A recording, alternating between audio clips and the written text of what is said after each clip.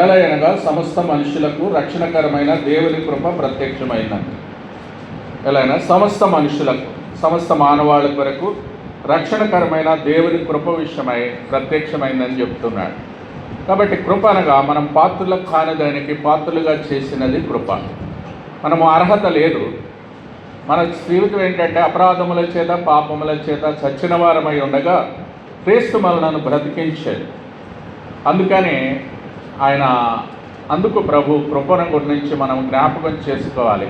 ఆరాధనకు వచ్చినప్పుడు ఆయన కృప లేనిదే నేను లేను ప్రభువా. ఎందుకంటే 3 విషయాలు అక్కడ కృపలో 103వ కీర్తన 10వ వచనంలో చూడండి. కీర్తనల గ్రంథం 103:10. ఆయన కృపను గురించి మనం జ్ఞాపకం చేసుకోవాలంటే మొట్టమొదట, ఎందుకంటే మన పాపములను బట్టి చూడండి, మన పాపాలను బట్టి చూస్తే మనకు శిక్ష పడాలి. మన పాపాలను బట్టి మనకు ప్రతీకారం చేయలేదు. మన దోషములను బట్టి చూడండి, ఒకవేళ మన దోషాలను బట్టి లెక్కించి చూస్తే మనకు కూడా ప్రతిఫలం చేయాలి. కాబట్టి అంత గొప్ప దేవుడు మన పాపాలను బట్టి మనకు ప్రతీకారం చేయలేదు. జీవాధిపతి మన దోషాలను బట్టి మనకు ప్రతిఫలం కూడా ఇవ్వలేదు. కాబట్టి మన దోషాలను బట్టి మన పాపాలను బట్టి చూస్తే మనల్ని శిక్షించాలి, శిక్షకు పాత్రులం. మరి అలాంటి వారిని ఆయన కృపా కనికరాలు 11వ వచనంలో చూస్తాం. ఆ మాట, భూమి కంటే ఆకాశం ఎంత ఉన్నతంగా ఉన్నదో ఆయన యందు భయభక్తులు గలవారి ఎడల ఆయన కృప అంతా చూడండి. ఆయన యందు ఎవరైతే భయభక్తులు ఉన్నారో ఆయన కృప అంత అధికంగా ఉందన్నమాట. ఆ కృప ఆ విధంగా మనకు ప్రత్యక్షమైంది. కాబట్టి కృప ద్వారా మనకు పనిష్మెంట్ తీసేశాడు. కాబట్టి విలువైన రక్తం ఇచ్చి 1 కొరింథీ 6:19 ప్రకారం చూడండి, కొనుక్కున్నాడు. తన స్వరక్తం ఇచ్చి నన్ను ఏం చేశాడండి? ప్రభువుని అందుకు ఆ కృపను జ్ఞాపకం చేసుకొని ప్రభువుని మనము 1 కొరింథీ 6:19లో మీ దేహము దేవుని వల్ల మీకు అనుగ్రహింపబడి మీలో ఉన్న పరిశుద్ధాత్మక ఆలయం ఉన్నదని మీరు ఎరగరా? మీరు మీ సొత్తు కారు విలువ పెట్టి. కాబట్టి దేహాలతో దేవుణ్ణి ఏం చేయాలి? మహిమపరచాలి. కాబట్టి పాటల ద్వారా కానీ నానా రకాలుగా దేవునికి మహిమ వస్తుంది. కాబట్టి మన పనిష్మెంట్ తీసేసి విలువ పెట్టి కొనుక్కున్నారు, ఆయన ప్రైస్ చెల్లించారు. కాబట్టి పనిష్మెంట్ తీసేశారు, మన కొరకు అమూల్యమైన ప్రైస్ కూడా ఆ కల్వరి శిలువలో అమూల్యమైన రక్తం కార్చి గొర్రెపిల్ల క్రీస్తు రక్తము చేత నన్ను విమోచించారు, ప్రైస్ చెల్లించి. కాబట్టి పనిష్మెంట్ తీసేసి ప్రైజ్ చెల్లించారు మన కొరకు. అందుకనే ప్రభువుని మనము ఆ కృపను బట్టి ఆరాధన చేస్తాం. కాబట్టి ప్రియులారా, నువ్వు నేను కూడా దేవుని వల్ల విలువ పెట్టి కొనుక్కున్నాడు. ఎంత ఆయన కృపను బట్టి దేవుని జ్ఞాపకం చేసుకోండి. మొట్టమొదట సమస్త మనుషులకు, సమస్త మానవాళి, దేశమని లేదు, రాష్ట్రమని లేదు, ఏ దేశమైనా ఏ ఖండమైనా, మన ఆసియా ఖండం, మన భారతదేశం 29 రాష్ట్రాల్లో సమస్త మనుషులకు రక్షణకరమైన దేవుని కృప కూడా ప్రత్యక్షమైంది. మన యొక్క తోమా ద్వారా మన దేశానికి వచ్చింది. ఆ కృపను బట్టి మనము కూడా ఆనాటి నుంచి నేటి వరకు రక్షణలోకి వచ్చి, కాబట్టి మనము దేనికి పాత్రలం అంటే మనకు శిక్షకు పాత్రలం. ఆ శిక్ష నుంచి తప్పించినందుకు కృపను జ్ఞాపకం చేసుకుంటాం. రెండవదిగా మన భక్తిహీనతను, ఇహలోక సంబంధమైన దురాశలను విసర్జించాలి. కాబట్టి భక్తి పట్టినాం అనుకుంటాం కొన్నిసార్లు, ఇహలోక సంబంధమైన కొన్ని ఆశలు ఉంటాయి, దురాశలు. ఆశ ఉండొచ్చు, తప్పులేదు, కానీ దురాశ ఉండకూడదంట. ఆశపడవచ్చు, ఆశపడే ప్రాణాన్ని దేవుడు తృప్తిపరుస్తాడు. నీకు నాకు ఆశ ఉండొచ్చు, కానీ దురాశ ఉండకూడదు. ఆశ వేరు, దురాశ వేరు. అందుకే దురాశను చూడండి, దురాశను విసర్జించాలి. శుభప్రదమైన నిరీక్షణ కూడా కలిగి ఉండాలి. శుభప్రదమైన నిరీక్షణ ఉండాలి. ఆ నిరీక్షణలో ఎందుకంటే ఆ నిరీక్షణ అంటే గొప్ప నిరీక్షణ అంటారు, మహిమా నిరీక్షణ చాలా ఉన్నాయి. ఆ నిరీక్షణ పూర్ణ రక్షణ ఇచ్చి మనలను కాపాడిన దేవుడిని గట్టి జ్ఞాపకం చేసుకుంటూ మనము. అందుకే జేమ్స్ చూడండి, యాకోబు పత్రిక 1:14లో ఏమి విసర్జించాలంటాడు? యాకోబు పత్రిక 1:14 ప్రతివాడును చూడండి, ఏ ఆశ అండి? దురాశ చేత ఏడవబడి కాబట్టి మనలో భేదము ఏమీ లేదండి. ఎవరైనా కానీ ఎంతటి వారైనా ప్రతి వాడు కూడా తన స్వకీయమైన దురాశ చేత ఏడవబడి శోధింపబడతాం. కాబట్టి మనం ఎవరమైనా కానీ శోధింపబడతాం. ఈ ఆశ వల్ల ఆస్కారం ఉంది తప్పిపోవడానికి. కాబట్టి వాటిని ఏం చేయమంటున్నాడంటే దురాశలను విసర్జించి శుభప్రదమైన నిరీక్షణ కలిగి ఉండాలి. శుభప్రదమైన నిరీక్షణ అంటే పేతురుపత్రికలు చూడండి 1:3లో ఏ నిరీక్షణ అంటారు? అది 1:3 స్తుతింపబడునుగాక మృతులలో నుండి యేసుక్రీస్తు తిరిగి లేచుట వలన మనకు కలుగునట్లు. ఏ నిరీక్షణ కలగాలి? ఆయన మృతులలో నుండి యేసుక్రీస్తు ప్రభుల వారు తిరిగి లేచు జీవముతో కూడిన నిరీక్షణ మనకిచ్చాడు. అది లైఫ్ ఉంది, అందులో జీవం ఉంది. జీవం అంటే ఇప్పుడు ఈ కట్టు ఉంది, దీనికి జీవము లేదండి. జీవం లేదు. నువ్వు కొట్టినా మాట్లాడదు, నువ్వు తిట్టినా మాట్లాడదు, దానికి ఏమి. కానీ మనలో ఏముంది? జీవం ఉంది, అంతే కదా. జీవం అంటే అదే. ఆ జీవాన్ని బట్టి మనము నిత్య జీవం వరాన్ని ఇచ్చినాడు.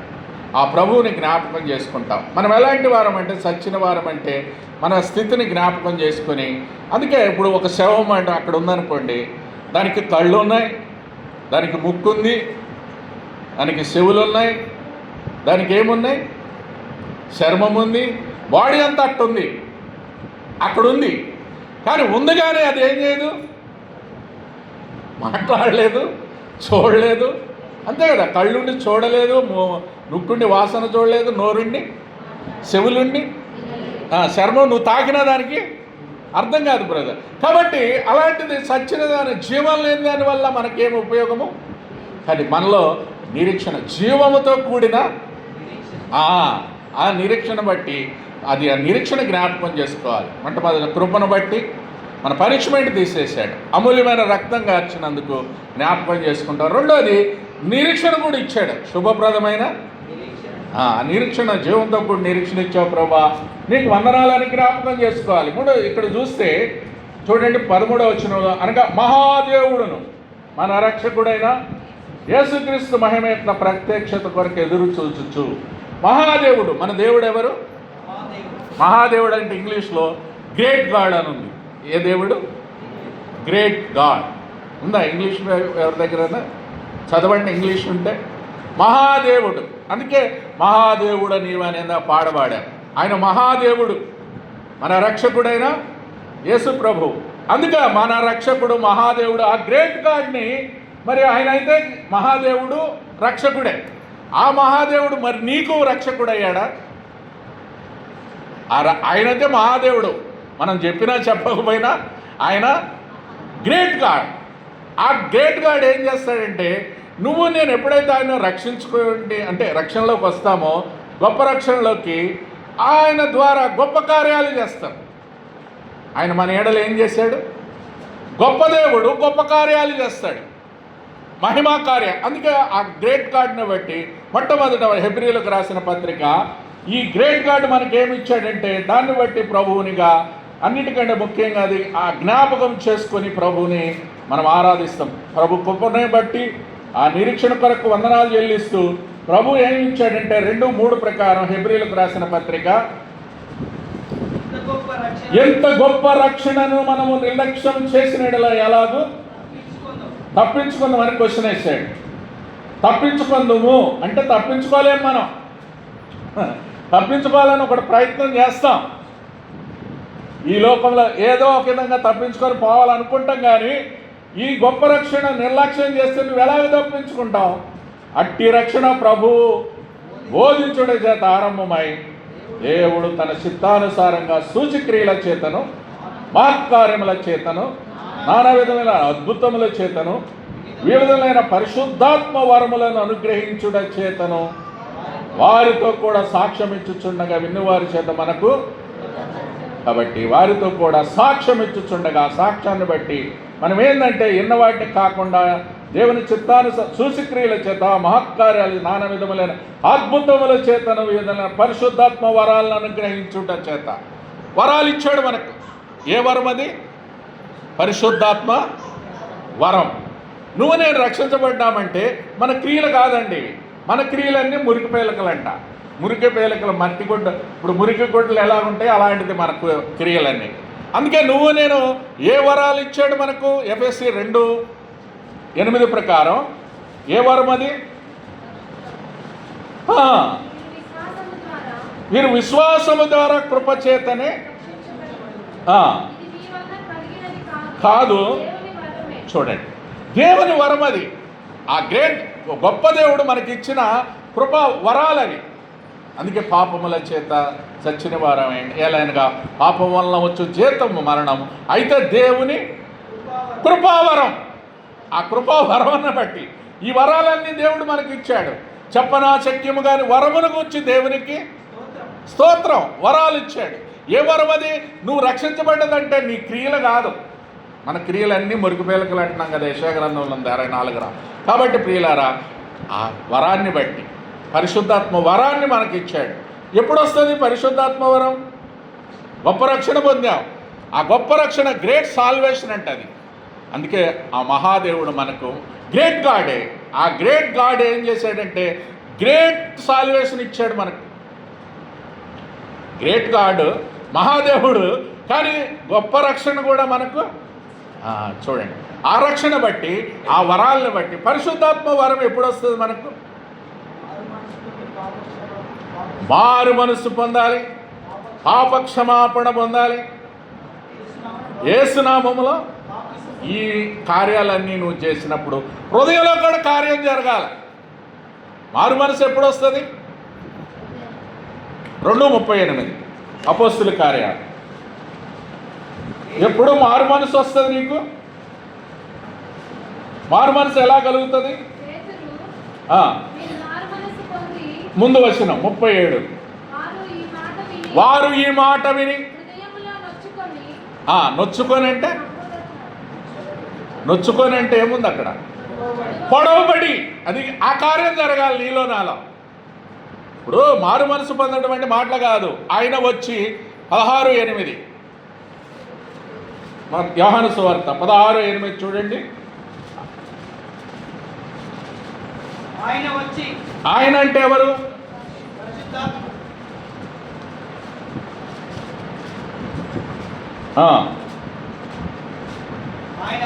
ఆయన వచ్చి పాపమును గూర్చి, నీతిని గూర్చి, ఆయన అంటే పరిశుద్ధ మనకు వచ్చి పాపమును గూర్చి, తీర్పును గూర్చి, ఇంకా నీతిని 3 ఒప్పింపజేస్తారు. అప్పుడు మనకు గొప్ప కార్యం జరిగినట్టుగానే పరిశుద్ధాత్ముడు లేకుండా బాప్తిసంలో సాక్ష్యం ఇచ్చిన తర్వాత పరిశుద్ధాత్మ అనే వరాన్ని అప్పుడు పొందుతాం. ఆ పరిశుద్ధాత్మ వరం ఇచ్చాడు. అందుకు ప్రభువుని మనం ఆరాధించాలి. హృదయంలో పొడవబడ్డాం. ఆయన వచ్చాడంటే పరిశుద్ధాత్ముడు ఒప్పించాడు మనకు. మనం ఎంత చెప్పినండి, కాళ్ళు కింద పైకెత్తి తల కిందకు పెట్టినా, మనం ఎంత చెప్పినా ఎవరేమి వినరో. ఎప్పుడు వింటారు? ఆ పరిశుద్ధాత్ముడు కార్యం జరిగినప్పుడే. పొడవబడాలి. పొడవబట్టం అంటే ఇప్పుడు పొడిస్తే ఏమొస్తుంది? మనిషిని పొడిస్తే ఏమొస్తుంది? రక్తం వస్తుంది, బ్లడ్ వస్తుంది. బ్లడ్ అంటే సున్నతి చేయబడటం.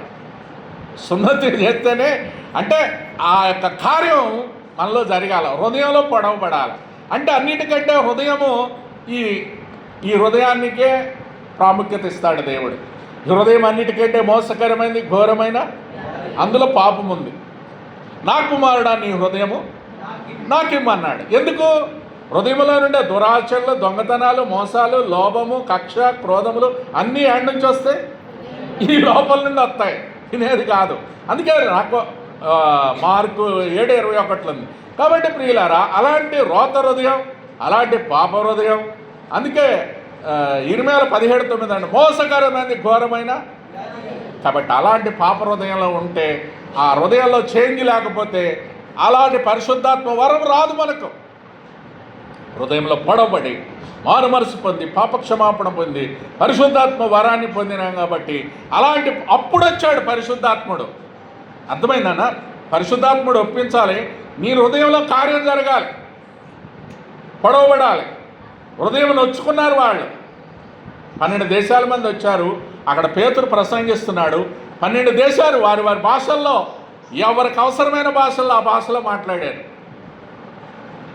అలా కార్యం జరిగింది. పరిశుద్ధాత్ముడు పునరుద్ధాన శక్తి బలాన్ని పొందారు. కాబట్టి ప్రియులారా, హృదయంలో నొచ్చుకున్నారు, పాప క్షమాపణ పొందారు, మారు మనసు అనుభవం పొందారు. బాప్తిసంలో 4 చేశాక 5వది అప్పుడు పరిశుద్ధాత్మ ఏమి చేయకుండా రాదండి. కొంతమంది నీ బాప్తిసం తీసుకున్నా తెలుసా, నువ్వు తీసుకున్నా ఏమైంది అంటే కార్యం జరగాలి కదా. నువ్వు బాప్తిసం తీసుకున్నావు కరెక్టే, కానీ నీ హృదయంలో పడబడ్డదా? ఆయన వచ్చాక పరిశుద్ధాత్ముడు కార్యం చేశాడా? పాపమును గురించి ఒప్పింపజేశాడా? నీతిని గురించి ఒప్పింపజేశాడా? నీ స్వనీతి పోయిందా? దురాశ పోయిందా? అంటే ఆయన వచ్చి పాపమును గురించి, తీర్పును గురించి, నీతిని గురించి కూడా ఒప్పింపజే 3 జరగాలి.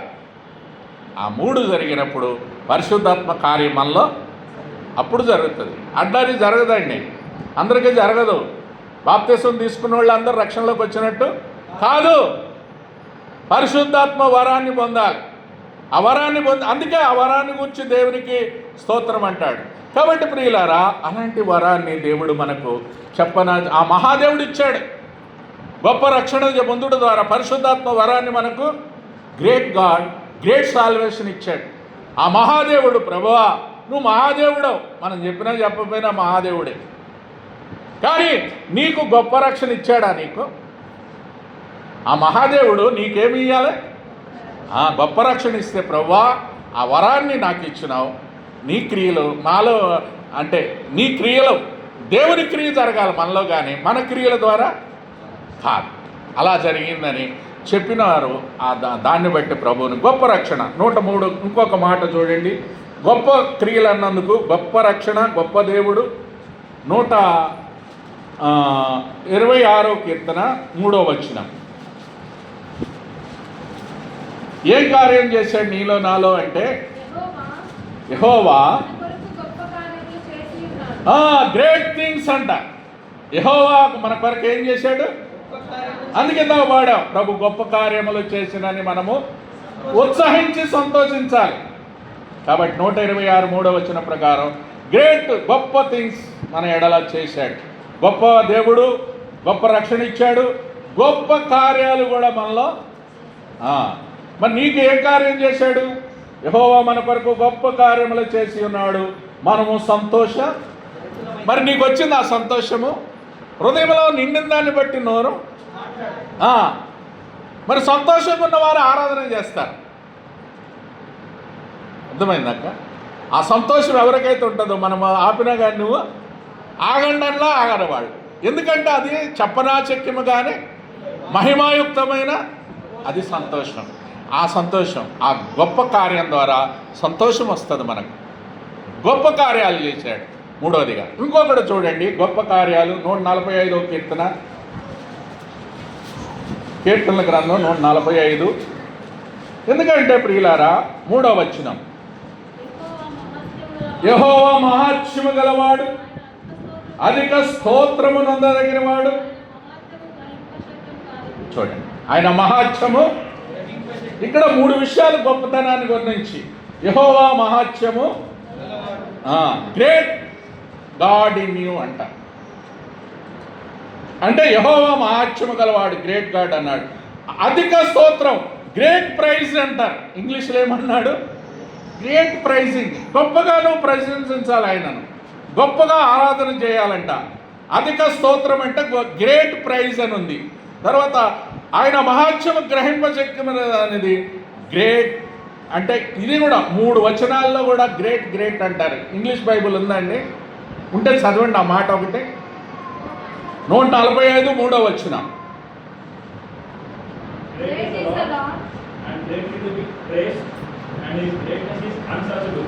చూడండి, మళ్ళీ చదువు brother. Great is lord, great is praise, great is unsearchable. అంటే ఆయన మహాత్మ్యము గ్రహింపశక్యముగానది. అందుకింద 3 పాటలు కూడా మనము ఈ గొప్ప కార్యాల గురించి, యెహోవా మనకు గొప్ప కార్యాలు చేశాడని ఎంతవరకు కాల్చి మళ్ళీ స్తుతించి ఆరాధించాడు. అంతే కదా. కాబట్టి ప్రియులారా, కాబట్టి వీటన్నిటిని మనం జ్ఞాపకం చేసుకొని ఆయన గ్రేట్ గాడ్, గొప్ప రక్షణ ఇచ్చాడు, గొప్ప కార్యాలు చేస్తున్నాడు. అంత మాత్రమే కాదు, గొప్ప మహాత్మ్యం కలిగిన వాడు, గొప్ప అధిక స్తోత్రం నందిన వాడు, మహాత్మ్యం కలిగిన